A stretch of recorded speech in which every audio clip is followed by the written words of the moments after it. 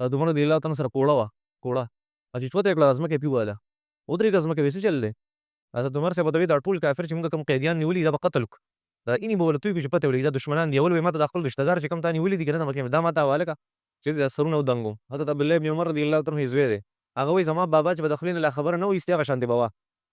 د مستقبل باره کې به یې خبره وکړه چې داسې به کېږي او هغه شان به وشو ایتونه به نه نازل شوي حضرت عمر به خبره وکړه ایتونه به نازل شو هغه خط چې حضرت عمرو بن العاص ته ورسېدو مصر ته هغه خط راواغوستل د دریای نیل ته وغورځو سبا چې خلک راپاڅېده دریای نیل 14 لاسه اوچت بید و 14 ګزه بره بید و او د هغې زمانې نه پس علما کرام لیکلي بیا چېرته دریای نیل کې داسې نه راغلی چې دریای نیل وچ شوی چېرته حضرت عمر رضی الله تعالی عنه دا حضرت عمر کرامات حضرت عمر رضی الله تعالی عنه داسې بهترین انسان و د خپل بادشاهۍ باوجود هغه دونه کرامات والا و که نه کرامات یې اوس وایي د حضرت عمر رضی الله تعالی چې ورځ مقبرې ته تللی و مقبرې ته تللی و هلته السلام علیکم یا اهل القبور اواز یې وکړ ای قبرونو والا په تاسو باندې دې سلامتیایي بیا یې اخبارکم ما عندنا وایي ای قبرونو والو وایي ستاسو ته زمونږ د طرفه یو خبر زه در کوم ستاسو خبر دی او مونږ سره دی زه تاسو ته در کومه هغه دا دی چې ان نساءکم قد تزوجنا چې ستاسو چې کومې بیبیانې وي ستاسو نه پاتې شوي هغې خو نور مړونه کړي دي ځان له نور ودونه یې کړي دي د نورو خلکو سره یې واده وکړو قبرونو والا ته او ودیارکم قد سکنت او ستاسو چې کوم کورونه دي په هغې کې خو نور خلک اوسېږي اوس او بیا ورته و اموالکم قد قسمت او ستاسو مالونه هغو تقسیم شوي دي په خلکو کې د هغې طرفه یو غیبانه آواز ورته راغی د مقبرې نه غیبانه او څه یې ورته چې اخبارنا ما عندنا زمونږ سره هم خپل خبر دی ای عمره ای عمر اخبارنا ما عندنا زمونږ سره خپل خبرونه دي هغه دا دي چې ما قدمناه فقد وجدناه مونږ چې کوم څیزونه مخکې اعمال لیږلي وو قد ربحناه هغه کوم څیز چې موږ د الله د رضا لپاره خرڅ کړی نن یې مونږ ته د ګټې پته ولګېږي چې څومره ګټې ده خبر ته چې راغلو پته راته ولګېږي چې ګټې څومره ګټه ده او بل تخلفنا فقد خسرناه هغه کوم څیز چې موږ په دنیا کې پرېښودو هغه سره مونږ تاواني د دنیا هغه څیزونه تاواني کړو او کوم چې موږ د الله رضا لپاره خرڅ کړي یا مخکې خپل اعمال لیږلي دي هغې کې موږ ګټه وکړه هغې کې موږ ګټې واله شو نو د هغه ځای ګټه وایي څه ده په دې کې د الله جل شانو دپاره ته یو کار وکړي یا د الله جل شانو د رضا دپاره خرڅ کړي او صرف تاوان موږ ته په هغه کې میلاو شو کوم چې موږ وروسته پرېښي دي یو بل قبر هم د حضرت عمر رضی الله تعالی عنه کرامات خلکو اورېدلي وو حضرت عمر اواز وکړه په مقبره کې یو غیبانه اواز ورته راغی یو نوجوان قبر حضرت عمر رضی الله تعالی عنه له راغی که نه نوجوان هغه قبر ته ویې که نه ولمن خاف مقام ربه جنتان څوک چې د الله جل شانو دپاره ویرېد هغه ته ډبل جنت میلاویږي څه ته میلاوي ډبل جنت آیت مبارکه دی سورة رحمان د غیبانه اواز دغه وخت کې حضرت عمر رضی الله تعالی عنه ته شوی و وایي ای عمره اواز چې یا عمر قد اعطانیهما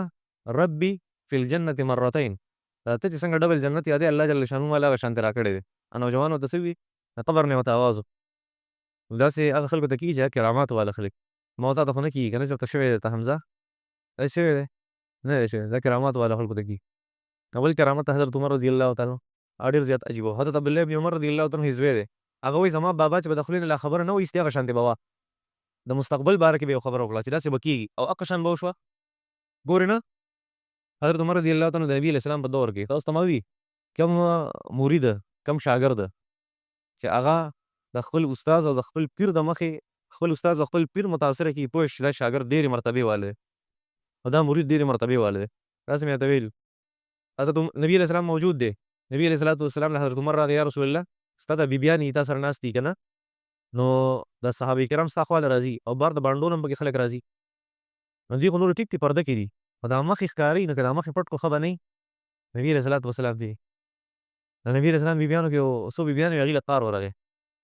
حضرت عایشہ رضی الله تعالی عنها وی ای عمره ستا زموږ په کور کې کار نشته وایي ستا زموږ په کور کې کار نشته چې دا وي که نه هغې ټیک ته زه به څه ویم په دې کې الله جل شانو آیتونه نازل کړه یا نبي علیه الصلوۃ والسلام ته د خپلو بیبیانو ته او د مؤمنانو چې کومې ماشومانې زنانه دي هغې ته دا خبره وکړه چې یدنین علیهن من جلابیبهن چې عمر ټیک خبره کوي مخونه دې پټوي عمر ټیک خبره کوي مخونه دې پټوي ښه د عمر خبره ټیک ده او بله آیت مبارکه نبي علیه الصلوۃ والسلام مبارک طواف وکړه نه مقام ابراهیم چې دی حضرت عمر یا رسول الله دې مقام ابراهیم کې 2 رکعته نفل نه کوو نبی اسلام فرمایل لږ صبر وکړه الله جل شانو حکم نه دی کړی الله جل شانو فرمایل واتخذوا من مقام ابراهیم مصلی حضرت ابراهیم د مقام ابراهیم چې دلته تاسو 2 رکعته نفل وکړئ عمر ټیک وایي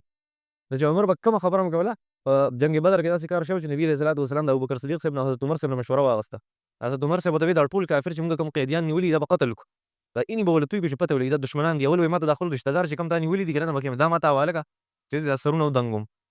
ابوبکر صدیق یې ورته یا رسول الله وایي معاف کړئ. نبي علیه السلام ورته ای ابوبکر صدیقه وایي ته د ابراهیم علیه السلام ورته کې نرم دلی او حضرت عمر صاحب ته یې حضرت نوح علیه السلام په شان غوسه ناک وي. هغه وایي چې یو هم د سړي بچی نه دی پرې نه دی که نه. پرون ویلي واقعه که نه چې عمر حضرت نوح علیه السلام غوسه شو چې رب لا تذر على الارض من الکافرین دیاره خدای په مخ ته ځمکه یو کافر هم پرې نه ټول تباه کړي. بیا طوفان نوح را اسرع حتى يثخن في الارض. د پیغمبر دپاره دا د سره جایز نه دي چې هغه کافر پرېږدي په مخ ته ځمکه باندې. د پیغمبر دپاره دا خبره ضروري وه کومه چې حضرت عمر ووایي چې دا اینې به یې توی کړو. دا خبره ټیک ونه الله وفرمایل. نبي علیه الصلاة والسلام سترګو نه اوښکې لاړې وایي که چېرته د الله جل شانه وفرمایل وایي که چېرته ما چېرته په لوح محفوظ کې دا نه وی لیکلی چې په مشوره کې ما خیر اچولی دی. دا صحابو کو سره مشوره وکړه نبي علیه الصلاة والسلام نو ما په لوح محفوظ کې لیکلي دي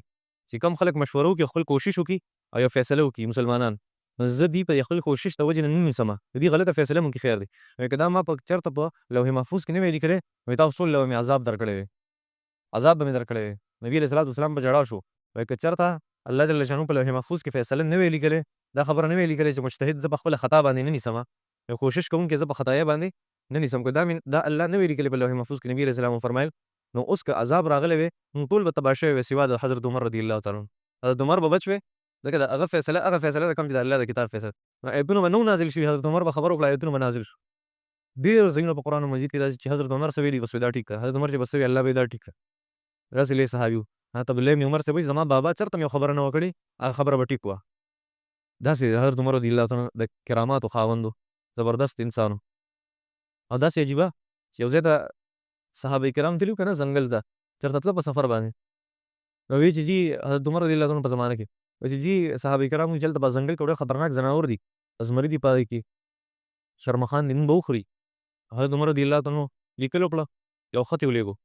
هغه یې بند کړ هغې له یې ورکړه سرمه ځنګل ته څنګه ورشئ دا خط په وغورځوئ یو سایډ ته به ځنګل نه پاتې شئ تاسو سټی به وکړئ او دا به د شپې ځنګل ته وغورځوئ. ور ټیک ته امیر المؤمنین چې کله سبا صحابه کرام لاړه هلته به شپه راغله ځنګل نه یو طرف ته خپلې خیمې خورو. یاد ساتئ د نبي کریم صلی الله علیه وسلم صحابه کرام ستاسو په دې لاره باندې تېرېږي خو چېرته د نبي کریم صلی الله علیه وسلم د صحابه کرامو ته تکلیف ځناور خو په خط نه پوهېږي نو د حضرت عمر د خط دومره اثر و چې سبا له خلکو ته صحابه کرامو د ټول ځناور په قطار کې هغه روان په یو بل پسې ځنګل یې پرېښودو چا په خط باندې د حضرت عمر رضی الله تعالی په خط باندې. داسې عجیبه او واقعه مې ته دریای نیل کړې وه که نه حضرت عمر رضی الله تعالی عنه دریای نیل به وچېدو هر کال د مصر چې کوم دریای نیل کله چې مصر فتح شو د هغې ګورنر حضرت عمرو بن العاص رضی الله تعالی عنه د عمر رضی الله تعالی په زمانه کې ګورنر یې هغه و. هلته د خلکو یو رسم و هغه رسم دا و چې دریای نیل هغه چې به کله وچ نو خلکو ته بیا تکلیف و ځکه اوبه به نه وي د خلکو فصل به هم خرابېدو نسل به هم خرابېدو چې اوبه نه وي بیا حالت خراب وي ورخ به یې ورته ووهو دله یو چل راځي دا به جاري شي. وایي څه چل دی وایي تاسو یو ښکلې جینۍ وګورئ مستریانو ته یې وي ښکلې یو جینۍ وګورئ هغه سنبال کړئ هغې حلاله کړئ او دې دریاب ته یې ورغورځوئ وایي دا دریاب به جاري شي. دا ولې شیطان مشوره ورکړه بس هغې وایي ټیک ده هغې چې هغه دریاب وچ شو هغې زنانه ماشومه هغې حلاله کړه سنبال کړې او ور ویې غورځولې هغې ته دریای نیل جاري شو. دا به سره شیطان هر کال دا چل کوه هلته بیا ورته وویله ورخ به ورته ووهو لار به ورته بنده کړه اوبو ته او بیا به دې خو هغه رسم یې وله جوړ کړی و لکه زموږ چې څنګه په تعویض باندې یقین یي صحیح ده غلط څیز واچوي لاس ته هغه څیزونه واچوي تور تور که نه دا ناروا دي ګورې نبي علیه صلات وسلام وفرمیل چا چې دا څیزونه لاسونو ته مرۍ ته واچول که نه دا موږ وایي دا په جبې کې اچوي دا په پلانکي کې اچوي پلانکي کې دا ولې ناروا دي. نبي علیه السلام وفرمیل دا چې چا واچول او دی مړ شو که نه او دا څیز یې په لاس و وایي دا د عیسایانو او د یهودیانو په مقبره کې ښخ کې د مسلمانانو په مقبره کې بیا نه ښخوي دا د مسلمانانو په مقبره کې سړی وایي نه ښخوي څه ټیک شو وایي کار وشو او صحیح تعویض یې هغه خو زه نه وایم د قرآن او د حدیث چې کوم موافق تعویض یې هغه خو جایز دي څه نقصان پکې نشته او دا کوډې موډې او دا څیزونه دا فضولیات دا د انسان عقیده خرابوي دا شیطان پکې لږ شان اثر واچوي خلک وایي دې سره کار کېږي نور خبر نه وي دا شیطان هغه شان چل کړی د عمر رضی الله تعالی په دور کې چې بیا څنګه هلته بیا دا ډېر زمانې دا رسم راوړ هر کال بیا ټولې جینۍ به یې راوسته هغه به یې حلاله کړه ور به یې غورځوله. حضرت عمرو بن العاص خط راولېږو نه صبر وکړئ دا چلونه کې چېرته ماشوم حلاله نه کړې صبر وکړئ زه حضرت عمر ته وایم رضی الله تعالی عنه ورته وفرمیل چې زه دریای نیل ته خط لېږم او دا خط به ورته وغورځې بیا ګورو چې څه کېږي. حضرت عمر رضی الله تعالی عنه خط ولیږو ویې لیږو من امیر المؤمنین عمر بن الخطاب الى نیل مصر دا د امیر المؤمنین د طرفه دی دا خط دریای نیل ته بیا ورته وایي اما بعد د دې نه پس ای دریای نیل یو خبره واوره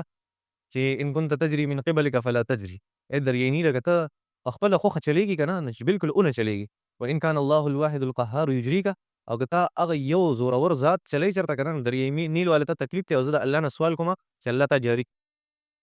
حضرت عمرو بن العاص ته دا خط دریای نیل ته وغورځوه. دغه خط چې حضرت عمرو بن العاص ته ورسېدو مصر ته، هغه خط راواخیستل د دریای نیل ته وغورځوه. سبا چې خلک راپاڅېده دریای نیل 14 لاسو علماء کرام لیکلي بیا چېرته دریای نیل کې دا څیز نه راغلی چې دریای نیل وچ شوی چېرته. حضرت عمر رضی الله تعالی عنه دا د حضرت عمر کرامات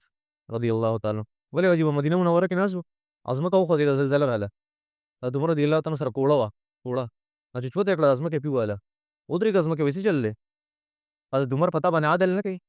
کله چې عدل و انصاف ختم شي په معاشره کې کنه بیا ځمکه خوځي، ظلم وشي کنه ځمکه خوځي. حضرت عمر کوړه راواخیسته ځمکه پې وواله، ودرېږه وایي ولې خوځي څه چل دی. حضرت عمر رضی الله تعالی عنه د حکمراني دا د عدل نه ده، په تا چا ظلم کړی ما ته وښایه تا باندې چا ظلم کړی. وایي هغه چې امام الحرمین وایي په هغې زمانه کې چې په مدینه منوره کې زلزله ودرېدلې اوسه پورې پکې زلزله نه راځي. حضرت عمر د کوړې د وجې نه کوړه یې خوړلې ده حضرت عمر، ځمکې د حضرت عمر کوړه خوړلې ده. د دې نه نور لوی کرامت څه بس. یو ځل د ایران یو علاقه ده کنه نهاوند یو علاقه ده د ایران، په هغې باندې یو د نهاوند چې کومه دروازه وه نو هلته یو دسته لېږلې وه حضرت عمر رضی الله تعالی عنه چې لاړ شي جهاد، او په هغې باندې یو سړی مشر کړی و حضرت ساریه بن زنیم الخلجي. حضرت ساریه بن زنیم الخلجي حضرت عمر رضی الله تعالی عنه دلته و په مدینه منوره کې، هغه ته ته لاړ شي ایران ته، هلته یو علاقه ده نهاوند، هغې ته لاړ شي هغه فتح کړه. دا لاړو حضرت ساریه او ډېر مجاهدین دي ورسره، او هلته په هغې باندې تکلیف راغی. تکلیف یې دا راغی د ګیر چاپېره علاقې چې وي که نه د نهاوند د دروازې د دغې طرف نه دشمنان راغله، هغې ته پته نه وه چې موږ باندې شان دشمن را روان دی. حضرت عمر رضی الله تعالی عنه صحابه کرام جومات کې ناست دي، حضرت عمر رضی الله تعالی عنه عامه ورځ ده منبر ته وختو، منبر ته وختو خطبې وي، او بیا وي یا ساریة الجبل یا ساریة الجبل یا ساریة الجبل، تیز اواز یې وکړي یا ساریة الجبل. اوس هغه په زرګونو کیلومتر زرګونو کیلومتر لرې دی په ایران کې د حضرت عمر په مدینه منوره کې. حضرت عمر رضی الله تعالی عنه ساریه ته اواز کوي اے ساریه، وایي دې غر ته شه. څه ورته وایي؟ دې غر ته شه. حضرت علي رضی الله تعالی عنه هغه ته چا وایي دا دې څه وایي؟ حضرت ساریه په ایران کې دی په مدینه منوره کې ناست دی، د حضرت ساریه ته اواز کوي چې غر ته شه، دې څه مطلب دی؟ حضرت علي رضی الله تعالی عنه ته وایي حضرت عمر هغه صحیح نه چې موږ یې نه وینو،